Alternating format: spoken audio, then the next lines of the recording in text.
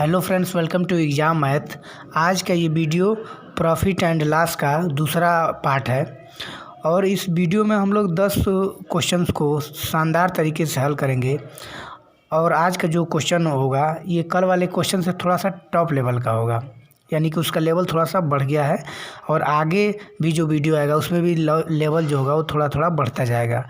इस तरह से हम लोग 3-4 वीडियो में प्रॉफिट एंड लॉस यानी कि लाभ हानि के सवालों को एकदम बढ़िया तरीके से उसको हल कर लेंगे, ताकि एग्ज़ाम में हमसे एक भी क्वेश्चन ना छूटे लाभ और हानि का। तो चलिए वीडियो स्टार्ट करते हैं। पहला क्वेश्चन है, एक व्यक्ति एक वस्तु 960 रुपये में बेचता है और 4% की हानि सहता है, तदनुसार उसका क्रय मूल्य कितना था। उसका जो विक्रय मूल्य है वो है 960 रुपये। 960 रुपये में बेच रहा है और उसको 4% की हानि हो जा रही है, तो बताना है कि उसका क्रय मूल्य कितना था उस वस्तु का। कल हम फार्मूला बताए थे कि क्रय मूल्य पूछेगा तो क्रय मूल्य बराबर हो जाएगा, फार्मूला को एक बार फिर लिख दे रहा हूँ, 100/100 माइनस हानि, मतलब जितने रुपए का हानि होता है, और गुणे विक्रय मूल्य। ठीक है, गुणे विक्रय मूल्य। बस इसी फार्मूला को याद रखना है और इससे क्वेश्चन हल हो जाएगा। यहाँ पे 100 लिख देंगे और 4% की हानि हो रही है तो 100 में से 4 घटा देंगे तो यहाँ हो जाएगा 96 और गुणे विक्रय मूल्य। अब विक्रय मूल्य है 960 रुपया, तो 960 से गुणा कर देंगे और 96 से 960 10 बार में कट जाएगा और 100 का गुणा 10 में कर देंगे तो 1000 आ जाएगा इसका क्रय मूल्य। ऑप्शन नंबर इसमें पहला सही हो जाएगा। ठीक है, तो इस फार्मूला को याद रखेंगे आप तो कोई भी सवाल हल कर सकते हैं। कल हम इसको बताए थे। चलिए नेक्स्ट क्वेश्चन देखते हैं।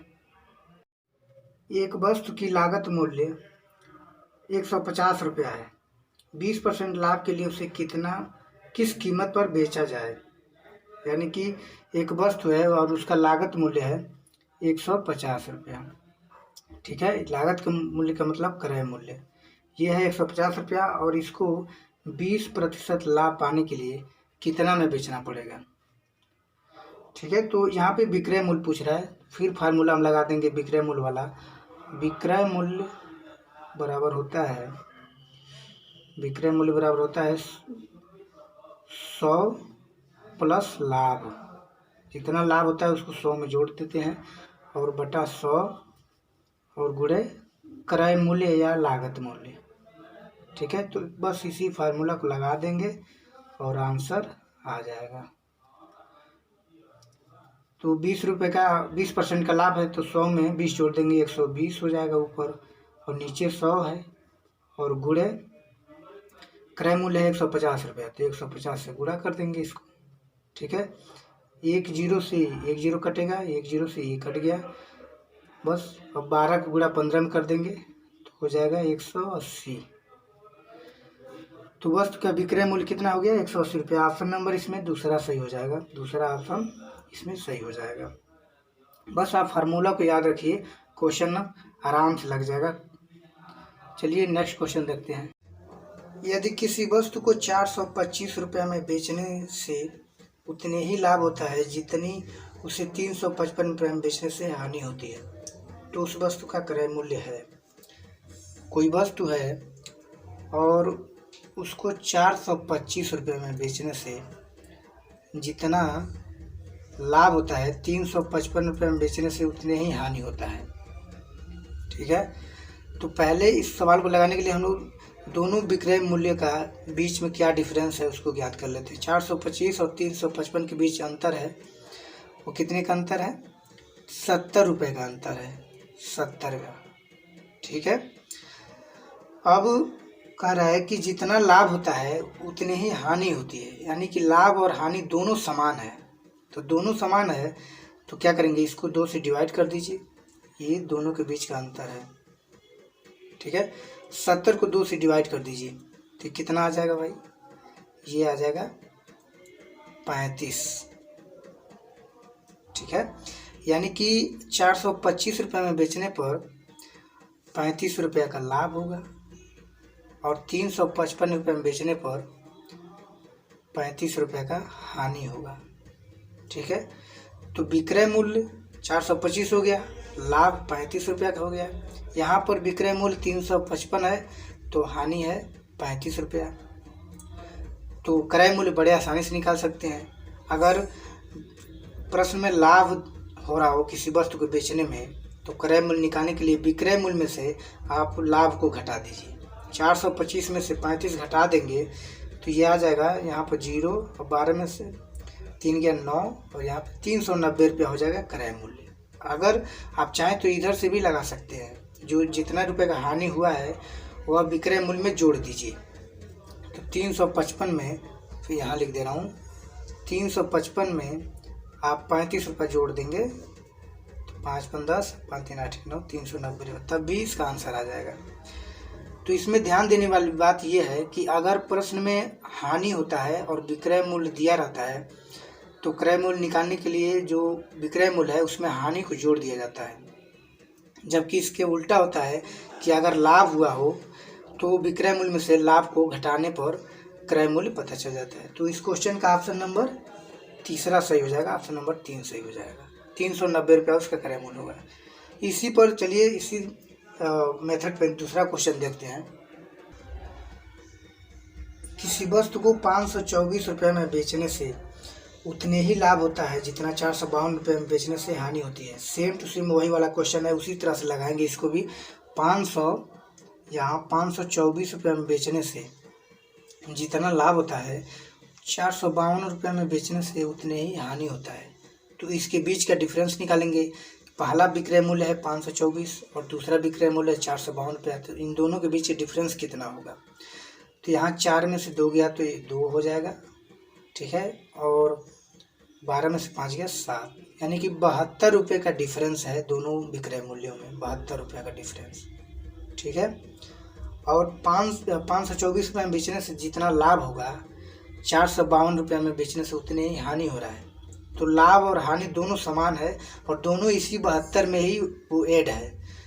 तो हम इसको 2 से डिवाइड कर देंगे तो अलग अलग पता चल जाएगा कि लाभ कितना हुआ है और हानि कितना है, और दोनों बराबर होगा, क्योंकि क्वेश्चन में कह रहा है कि जितना लाभ हो रहा है 452 रुपये बेचने पर उतने ही हानि हो रहा है। तो 72 को 2 से डिवाइड करेंगे तो कितना आ जाएगा, 36 आ जाएगा, ठीक है। यानी कि अगर 452 रुपये में उस वस्तु को आप बेचेंगे तो 36 रुपये का हानि होगा, और उस वस्तु को 524 रुपये में बेचेंगे तो 36 रुपये का लाभ होगा।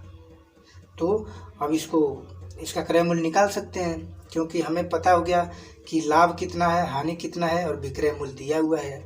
तो अगर क्वेश्चन में लाभ दिया हो और विक्रय मूल्य दिया हो तो क्रय मूल्य निकालने के लिए विक्रय मूल्य में से लाभ को घटा दीजिए।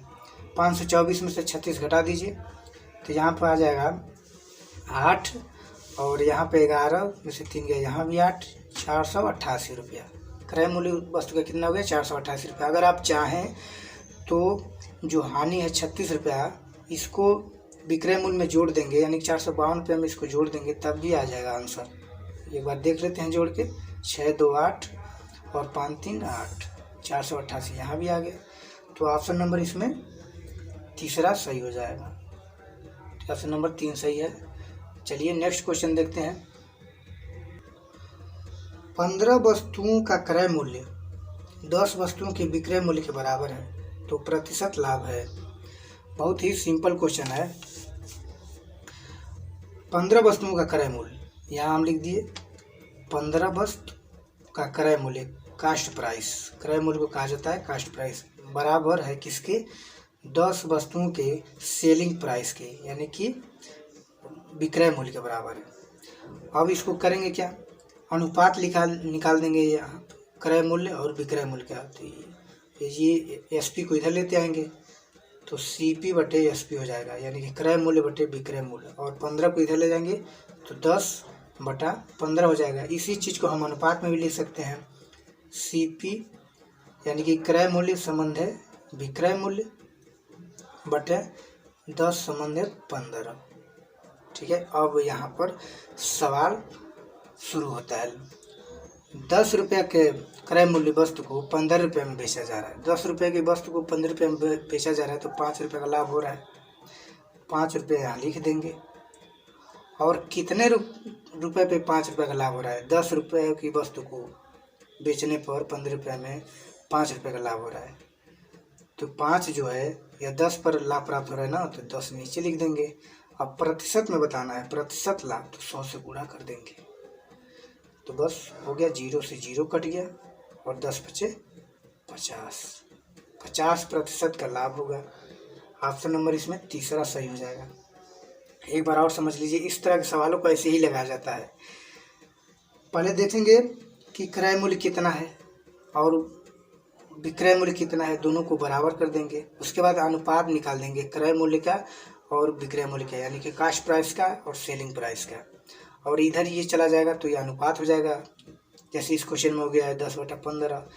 अब इसका मतलब हो गया कि 10 रुपये क्रय मूल्य की वस्तु को 15 रुपये में बेचा जा रहा है, तो 5 रुपये की जाहिर सी बात है लाभ होगा। तो 5 रुपये का जो लाभ हो रहा है वो कितने पे हो रहा है, 10 रुपया खर्च करने पे तभी तो हो रहा है 5 रुपये का लाभ। 10 रुपये की किसी वस्तु को 15 रुपये में बेचा जा रहा है। अब किसी वस्तु को कैसे बेचेंगे, 10 रुपये हम खरीदेंगे, उसके बाद ही ना 15 रुपये में बेचेंगे। तो 5 रुपये का लाभ हो रहा है 10 पर, तो प्रतिशत में बताना है, तो यहाँ हमने 100 से गुणा कर दिया, 0 से 0 कट गया, 10 बचे 50। चलिए नेक्स्ट क्वेश्चन देखते हैं। इसी तरह का क्वेश्चन देखते हैं ताकि कंसेप्ट क्लियर हो जाए। नेक्स्ट क्वेश्चन भी वैसे ही है। 36 वस्तुओं का क्रय मूल्य, यानी कि यहाँ लिख देंगे 36 CP कास्ट प्राइस। और ये क्रय मूल्य कितने वस्तुओं के विक्रय मूल्य के बराबर है, 30 पुस्तकों के 30 पुस्तक के विक्रय मूल्य के बराबर है, यानी कि सेलिंग प्राइस के बराबर है। यह यस है।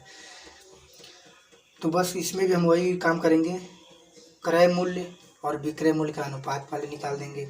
CP और बटा SP हो जाएगा, और ये 36 इधर चला जाएगा तो 30 हो जाएगा और बटे 36 हो जाएगा।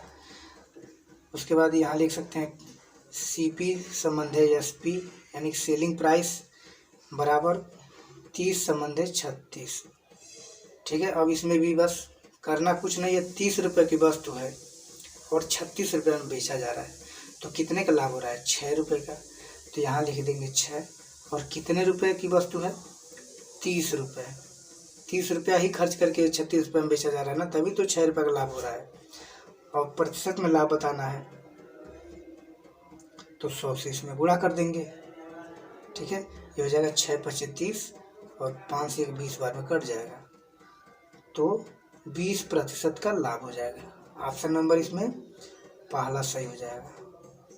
तो इस तरह से सवालों को आप हल कर सकते हैं इस मेथड से, कि अगर दिया हो कि कुछ वस्तुओं का क्रय मूल्य दिया हो कुछ वस्तुओं के विक्रय मूल्य के बराबर, तो दोनों को बराबर कर देंगे। जैसे इस क्वेश्चन में दिया है 36 वस्तुओं का क्रय मूल्य 30 वस्तुओं के विक्रय मूल्य के बराबर है, तो क्या करेंगे, 36 कास्ट प्राइस बराबर लिख देंगे 30 सेलिंग प्राइस, और कास्ट और सेलिंग का ये अनुपात निकाल देंगे, और 36 इधर चला आएगा तो 30/36 हो जाएगा। इसको हम चाहते तो यहीं भी लिख सकते थे अनुपात में, लेकिन समझाने के लिए मैं थोड़ा सा एक स्टेप बढ़ा दिया।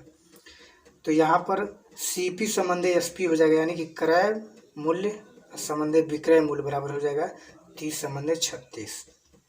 और 30 रुपये की वस्तु को 36 में बेच रहा है, तो जाहिर सी बात है 6 रुपये का लाभ हो रहा है। 6 रुपये का लाभ कितने पर हो रहा है, 30 पर, तो नीचे 30 लिखते हैं और पूरे 100 से गुणा कर देते हैं। जितने पर लाभ होता है उसको नीचे लिखते हैं, तो गुणा कर देंगे और इसको सिंपली कर देंगे, सिंप्लीफिकेशन।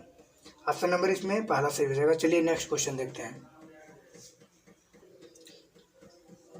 अगला क्वेश्चन है, कोई वस्तु 25% के लाभ पर बेची जाती है, यदि विक्रय मूल्य 2 गुना कर दिया जाए तो लाभ कितना होगा। यानी कि कोई वस्तु है और वो 25% के लाभ पर बेची जा रही है, 25% के लाभ पर बेची जा रही है। कह रहा है कि यदि बिक्री मूल्य 2 गुना कर दिया जाए, यानी कि जितने रुपए में बेचा जा रहा है उसका 2 गुना कर दिया जाए तो तब कितना लाभ होगा। तो पहले मान लेते हैं उस वस्तु का क्रय मूल्य है 100 रुपया, ठीक है, और 100 रुपये क्रय मूल्य की वस्तु को 25% लाभ पर अगर कोई बेचेगा तो विक्रय मूल्य कितना हो जाएगा, 125 रुपया होगा। ठीक है, तभी तो 25% का लाभ होगा। अगर कोई वस्तु 100 रुपये की है और 25% लाभ कमाना है तो 125 में जाहिर सी बात है 125 रुपये में बेचना पड़ेगा।